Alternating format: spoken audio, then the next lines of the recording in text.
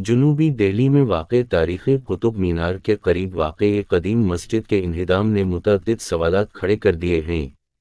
تاریخ دانوں کے مطابق مسجد خوندجی عیدگاہ سے تقریباً 100 میٹر کے مغرب میں ہے اور وہ 1398 میں ہندوستان پر تیمور کے حملے کے وقت موجود تھی۔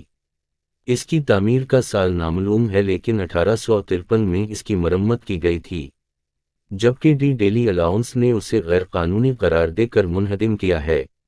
اس کے مطابق مسجد خوندجی سنجے ون یعنی سنجے فارسٹ ایریا میں تھی اور غیر قانونی تعمیرات و تجاوزات کو ہٹانے کی مہم کے تحت اسے منہدم کیا گیا۔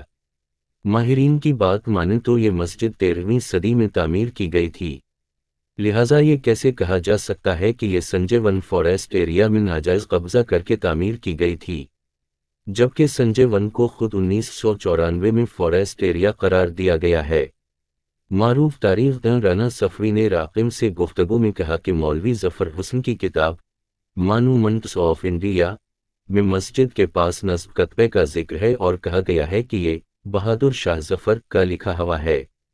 اس کے باہر ایک بورڈ آویزاں تھا جس کی تصویر 2 سال قبل ہیریٹیج مہرولی نامی ہینڈل سے انسٹاگرام پر پوسٹ کی گئی تھی۔ اس بورڈ پر درگاہ شیخ جلال الدین تبریزی اور اس کے نیچے جنازہ پڑھاں لکھا ہوا تھا۔ شیخ تبریزی التمش کے زمانے میں 1210 میں دہلی آئے تھے، بعدمی وہ بنگال چلے گئے جہاں انہوں نے اسلام اور صوفی ازم پر کافی کام کیا تھا، لیکن وہاں ان کی درگاہ نہیں بلکہ خانقاہ ہے۔ لوگوں کا کہنا ہے کہ جنازہ پڑھاں کا مطلب یہ ہے کہ جنازہ اڑ کر بنگال سے یہاں آ گیا تھا۔ بنگال میں ان کی میت نہیں ملی تھی، اس لیے پنڈوا کے مقام پر ان کی بہت بڑی خانقاہ ہے، وہاں درگاہ نہیں ہے، درگاہ یہاں تھی۔ ان کے بقول اس مسجد اور درگاہ کا اگر کوئی تعلق شیخ جلال الدین تبریزی سے تھا تو ان کی تعمیر 13ویں یا 14ویں صدی میں ہوئی ہوگی۔ مزید برآں یہ کہ اس مسجد اور درگاہ کا طرز تعمیر لودھی دور حکومت کا تھا، اگرچہ اس میں کافی مرمت ہوئی تھی، لیکن یہ یقینی طور پر کہا جا سکتا ہے کہ یہ مسجد 700-800 سال پرانی تھی۔ دہلی میں بہت سی عمارتیں دہلی وقف بورڈ میں لسٹڈ ہیں، ایسی عمارتوں کو ڈیلی الاؤنس کیسے منہدم کر سکتی ہے؟ ان کے مطابق مسجد خوندجی کا کتبہ اگر بہادر شاہ ظفر نے لکھا تھا اور درگاہ کا تعلق شیخ جلال الدین تبریزی سے تھا تو اس مقام کی بہت زیادہ تاریخی اہمیت ہے۔ مقامی باشندوں کے مطابق یہ مسجد رضیہ سلطان کے دور میں تعمیر کی گئی تھی۔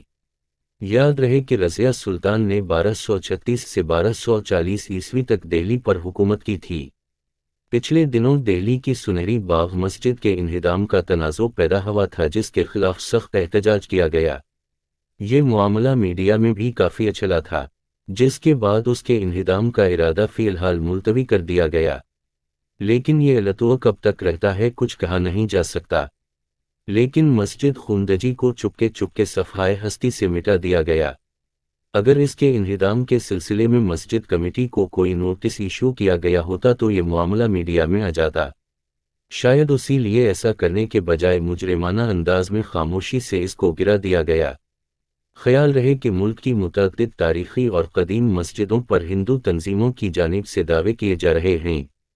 بدایوں اور آگرہ کی جامع مسجد کے بھی مندر ہونے کا دعویٰ کیا گیا ہے۔ یہ بھی کہا گیا ہے کہ آگرہ اور دہلی کی جامع مسجد کے زین کے نیچے مورتیاں دفن ہیں۔ شدت پسند تنظیموں کے دون کی وجہ سے آگرہ کی جامع مسجد کے داخلی دروازے پر سیکیورٹی جوان تعینات رہتے ہیں۔